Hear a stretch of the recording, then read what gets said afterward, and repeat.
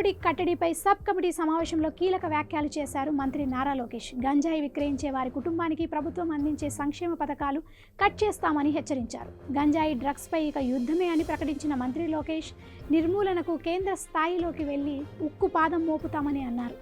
Narcotics నియంత్రణపై cabinet sub committee సమావేశంలో పాల్గొన్న మంత్రి Nara Lokesh AP anti narcotics task force ఇకపై ఈగల్గా మారుస్తున్నట్లు వెల్లడించారు. పాఠశాలలు, కాలేజీలు, యూనివర్సిటీలు, గ్రామ వార్డు సచివాలయాల్లో ఈగల్ కమిటీలు ఏర్పాటు చేస్తామని తెలిపారు. కాగా గంజాయి మాదక ద్రవ్యాల నియంత్రణకు ఏర్పాటైన మంత్రుల ఉపసంఘం 3వ సమావేశం హోంమంత్రి వంగలపూడి అనిత అధ్యక్షతన సచివాలయంలో జరిగింది. ఈ సమావేశంలో ఎక్సైజ్ శాఖ మంత్రి కొల్లు రవీంద్ర, ఆరోగ్య శాఖ మంత్రి సత్యకుమార్ యాదవ్, గిరిజన సంక్షేమ శాఖ మంత్రి Gummidi Sandhyarani, DGP Dwaraka Tirumalarao, inspector general of police EAGLE Ake Ravikrishna, ఇతర శాఖల ఉన్నత అధికారులు పాల్గొన్నారు. సీఎం నారా చంద్రబాబు నాయుడు ఆదేశానుసారం ఏపీ యాంటీ నార్కోటిక్స్ టాస్క్ ఫోర్స్ను ఈగల్గా మారుస్తూ సమావేశంలో నిర్ణయం తీసుకున్నారు.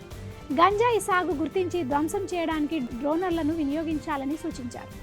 పాఠశాలలు, కాలేజీలు, యూనివర్సిటీలు, గ్రామ వార్డు సచివాలయాల్లో ఈగల్ కమిటీలు ఏర్పాటు చేయాలని కోరారు. డ్రగ్స్ దుష్పరిణామాలపై పాఠ్యాంశం రూపొందించి విద్యార్థులకు బోధించాలని అవసరం ఉందని పేర్కొన్నారు. గంజాయి డ్రగ్స్ విక్రయించే వారి కుటుంబానికి ప్రభుత్వం అందించే సంక్షేమ కార్యక్రమాలు కట్ చేయాలని కమిటీ సూచించింది.